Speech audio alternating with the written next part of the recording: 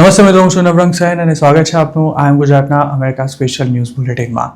રવિવાર જુલાઈ 19ના સમાચારોમાં જોઈશું અમેરિકામાં લાખો ડોલર કમાઈને બેઠેલા અનડોક્યુમેન્ટેડ ગુજરાતીઓને પણ કેમ હવે ડર લાગી રહ્યો છે તેનો એક અહેવાલ જાણીશું। DHSના સેક્રેટરીએ ટ્રમ્પના સૂરમાં સૂર પુરાવતા એવી કઈ વાત કરી છે કે જેનાથી ઇલીગલ ઇમિગ્રન્ટ્સનું ટેન્શન વધી શકે છે, તેમજ ટેક્સાસમાં રહેતા ઇન્ડિયન પતિ પત્ની વચ્ચે થયેલી માથાકૂટમાં અચાનક જ પોલીસની એન્ટ્રી થતાં કેમ મામલો ગૂંચવાઈ ગયો તેની વાત આજના આ બુલેટિનમાં।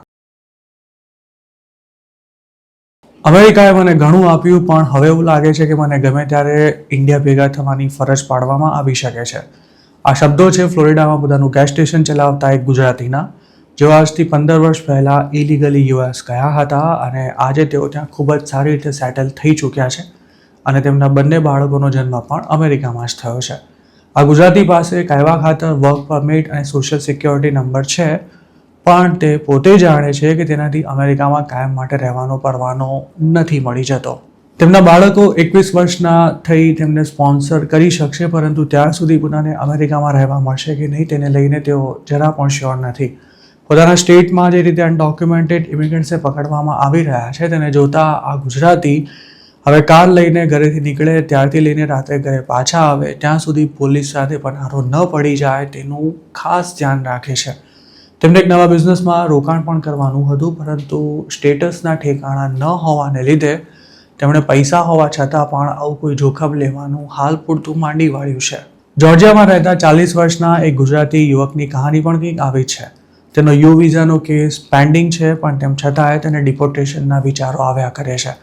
હાલ તેની પાસે પોતાના 3 સ્ટોર્સ છે અને ગેમિંગ મશીન્સ માટે સારી એવી કમાણી કરે છે, પણ હવે અમેરિકામાં કોઈ નવું રોકાણ કરવાને બદલે તેણે પોતાની મોટાભાગની કમાણી ઇન્ડિયા મોકલવાનું શરૂ કરી દીધું છે।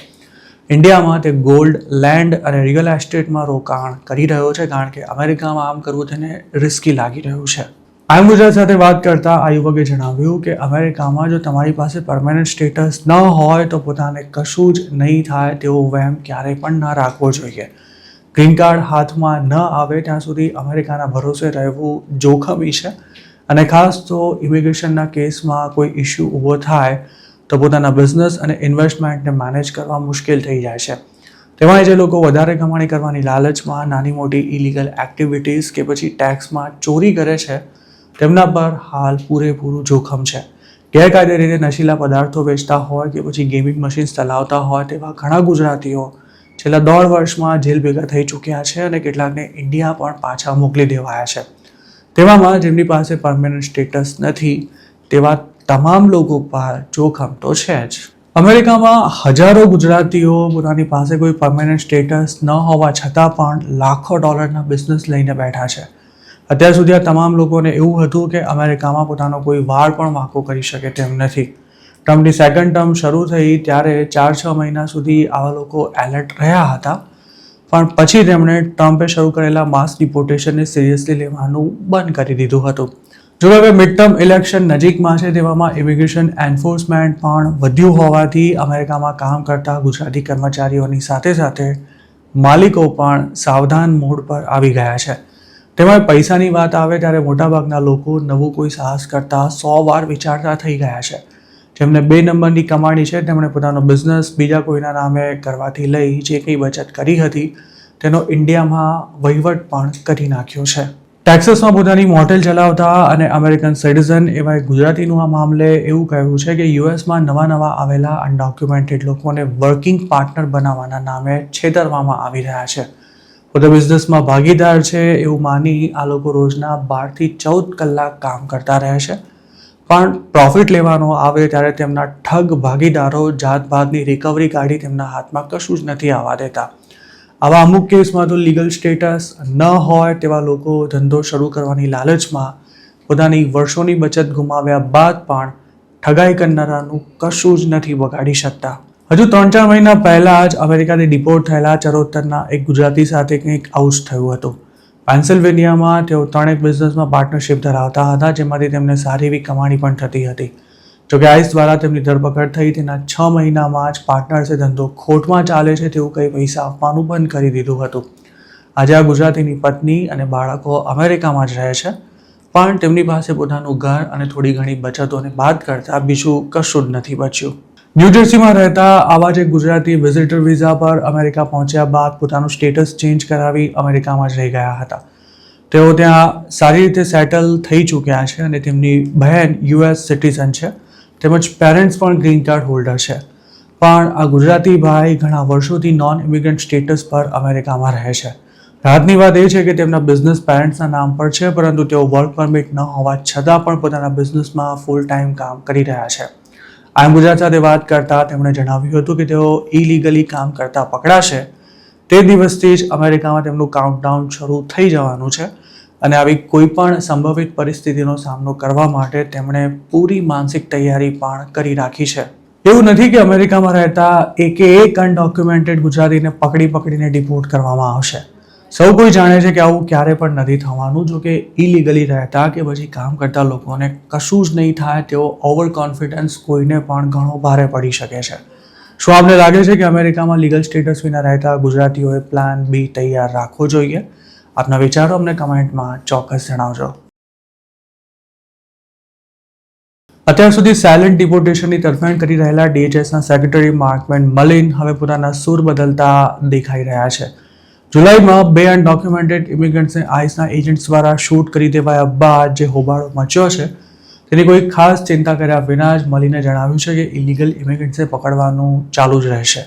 પ્રેસિડેન્ટ ટ્રમ્પના ઇમિગ્રેશન એજન્ડાનો બચાવ કરતા તેમણે એવું પણ કહ્યું હતું કે અરેસ્ટ રેટ ઊંચો રાખવા માટે તમામ પ્રયાસ થઈ રહ્યા છે. શુક્રવારે એક પ્રેસ કોન્ફરન્સમાં પત્રકારો સાથે વાત કરતા મલિને કહ્યું હતું કે સ્ટ્રીટ્સમાં ફરી ઇમિગ્રેશન એન્ફોર્સમેન્ટનો ધમધમાટ શરૂ કરાયો છે અને ડિપાર્ટમેન્ટ અત્યાર સુધી ક્યારે પણ ન કરી હોય તેટલી મહેનત કરી માસ ડિપોર્ટેશનને અંજામ આપી રહ્યું છે. તાજેતરમાં જ ટેક્સાસ બાદ મેઇનમાં પણ આઈસના એજન્ટ્સે શૂટિંગ કરતા DHSએ ટ્રાફિક સ્ટોપ બંધ કરવા માટે જણાવ્યું હતું. જોકે તેના ગણતરીના કલાકોમાં જ પ્રેસિડેન્ટ ટ્રમ્પે ઇમિગ્રેશન એન્ફોર્સમેન્ટના ભાગરૂપે ટ્રાફિક સ્ટોપ ચાલુ રહેવું જોઈએ તેવી જાહેરમાં માંગ કરતા DHSએ આ કામગીરી ફરી શરૂ કરવી પડી હતી. જુલાઈમાં થયેલા શૂટિંગ બાદ એવી પણ ચર્ચા શરૂ થઈ હતી કે માર્કવેન મલિન માટે હવે સ્થિતિ સંભાળવી મુશ્કેલ બની રહી છે.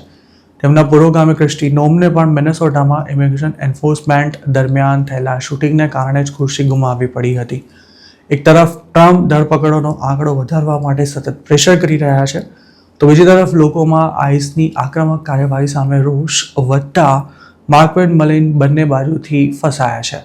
જોકે શુક્રવારની પ્રેસ કોન્ફરન્સમાં તેમણે સ્પષ્ટ કર્યું હતું કે માસ ડિપોર્ટેશનના મુદ્દે પ્રેસિડેન્ટ ટ્રમ્પ અને પોતાના વિચારો સરખા છે, તેમજ પ્રેસિડેન્ટે અમેરિકાના લોકોને જે વચન આપ્યું હતું તે પૂરું કરવા DHS પૂરી મહેનત કરશે.